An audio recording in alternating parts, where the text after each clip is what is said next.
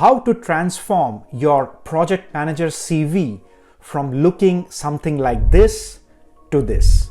In other words, how should you write an absolutely stellar CV as a project manager, which will not only get you an interview shortlist for every role you are applying for, but also will help you to get some of the highest paying jobs within project management. Let's break that down in this video today. Now, before we dive in, I need you to stick with me throughout this entire video, okay?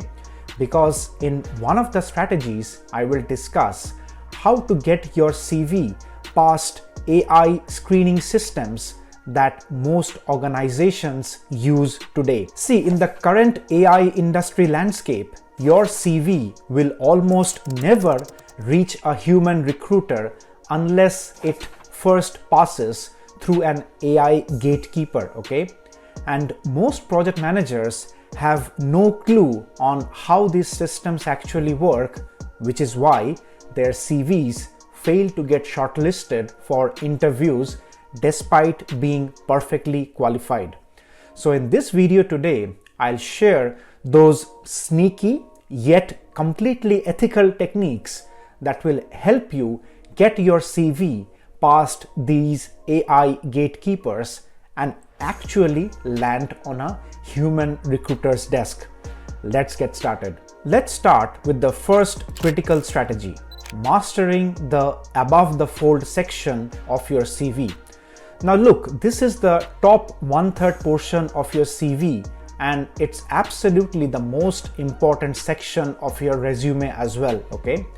Reason being, 80% of recruiters make their decision to proceed or reject your application based solely on this above the fold section. That's it. So if you do not hook the recruiters here within the above the fold section within the first 10 to 15 seconds, the rest of your CV doesn't even matter, okay? So what needs to go in this section, okay? 4 critical elements. Firstly, your key contact details, your name, your phone, email, LinkedIn profile, okay? Keep it clean and professional. Don't clutter this with your full postal address or multiple email IDs that nobody really cares about.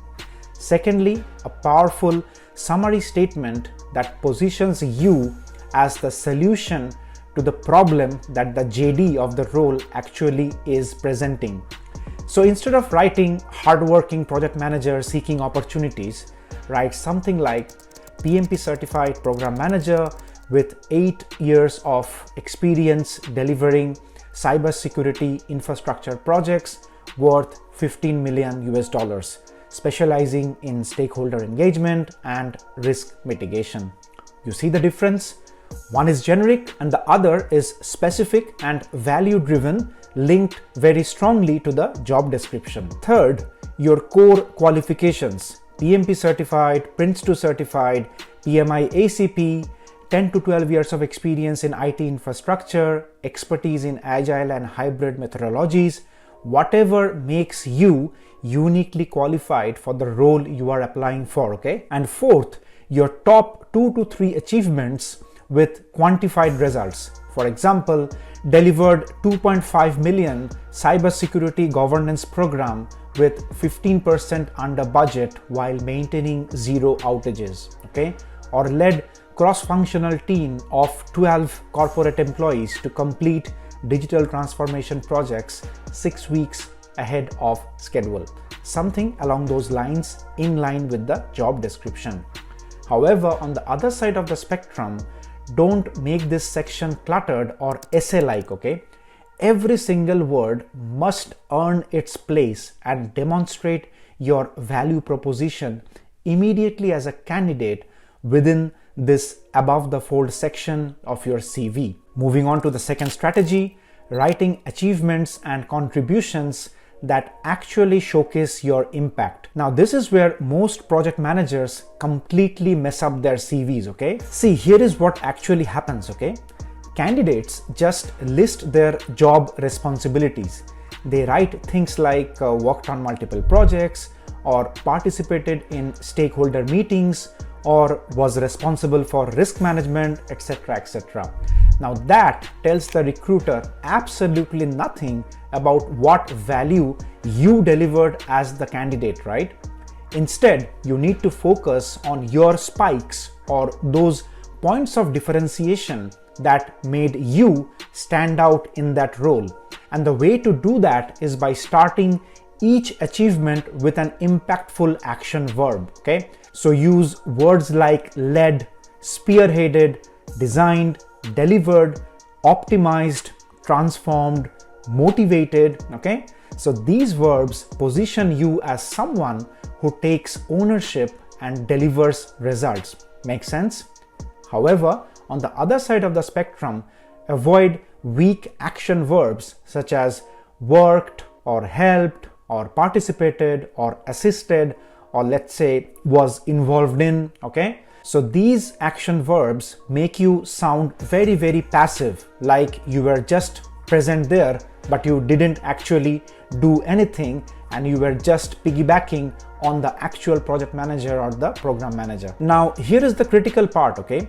Try to quantify your achievements as much as reasonably practicable, okay? So don't just write improved project delivery timelines, okay? Instead, you need to write accelerated project delivery by 40%, saving 12 weeks on a 1.8 million infrastructure program. You don't say managed budgets effectively, okay? You have to say delivered 2.3 million capital program, 15% under budget, achieving about 340,000 of cost savings through value engineering. See, these numbers and metrics transform vague claims into credible proofs of your capabilities. So even if you cannot provide exact figures, reasonable estimates are far better than being completely subjective, okay? Because recruiters want evidence, not claims. All right, let's tackle the third strategy, the ideal length of your CV. Now guys, this is something that separates an amateur CV from the professional ones. And most people get this amateurishly wrong, okay, if that's the right word. So here is the thumb rule you need to follow. So if you have about 0 to 5 years of work experience, your CV must not exceed 1 A4 page, okay, period. And if you have more than 5 years of experience, you get a maximum of 2 A4 pages. Not 3, not 4, just 2 A4 pages. That's it. Now I know what some of you might be thinking. For example, you might say that, but Ray, I have so much to say. How can I possibly fit 10 years of project management experience into just 2 A4 pages, right? Well, see, here is the uncomfortable truth. Recruiters don't have time to read your entire life story, okay? I mean, think about it from their perspective, right? They are reviewing 50 to 100 CVs for a single position. So if your CV is 4 pages long, filled with paragraphs and paragraphs of text explaining every single project you have even touched, they'll simply move on to the next candidate. I can guarantee you that even reading the first page of a CV fully from start to finish becomes a challenge for most recruiters when CVs are bloated with unnecessary details, okay? So what do?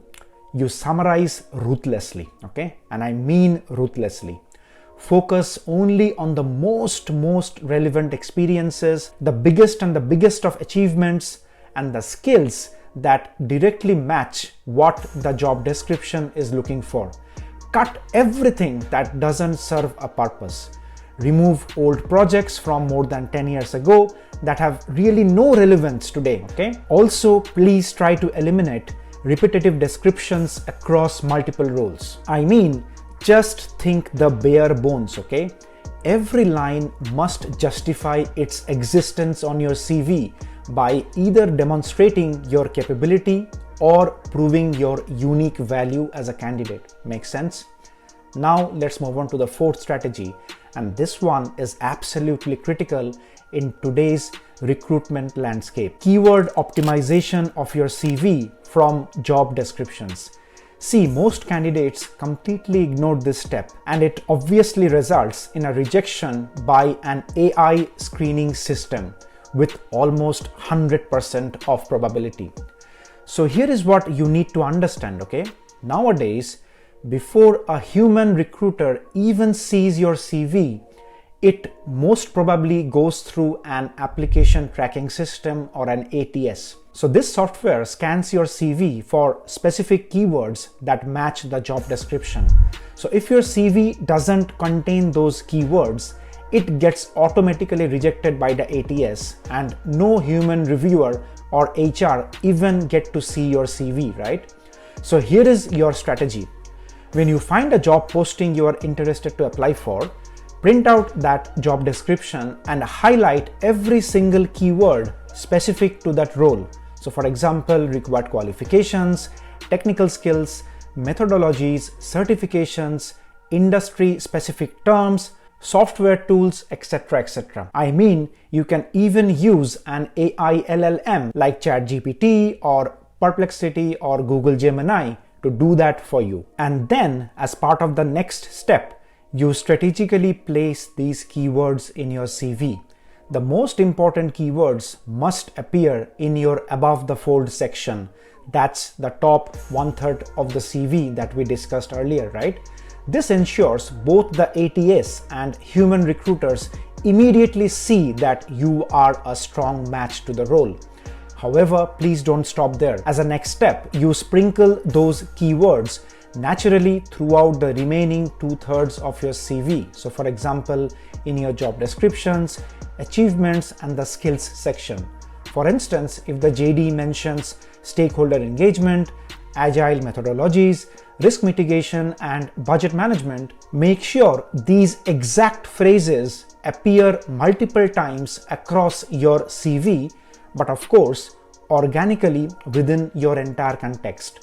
Now, here is something important, okay? Do not just stuff keywords randomly within your CV, okay? The language must flow very, very naturally. AI-enabled ATS systems are getting smarter to identify keyword stuffing, and of course, human recruiters as well can spot keyword stuffing instantly when they review your CV, okay? So the key here is to balance everything. Finally, let's address the fifth and perhaps the most important strategy, the authenticity of your CV. Now, this is something I need to be extremely direct about, okay? There is a massive difference between marketing yourself efficiently and outright lying on your CV, right? And trust me, I have seen too many project managers crossing that line, okay? And they often think that recruiters won't be able to catch them. However, they always do, and the consequences are devastating, okay? See, marketing yourself with an optimistic lens means presenting your genuine contributions in the best possible light, okay? For example, if you supported a 5 million project as part of a team, you can write, contributed to successful delivery of a 5 million infrastructure program by managing stakeholder communications and risk mitigation. That's honest self-marketing, which is absolutely fine. However, on the other side of the spectrum, claiming that you led and delivered a 5 million program when you were actually a junior member of the team who was just supporting, that's lying, okay? And here is what happens. You might get through the CV screening, you might even get the interview, okay?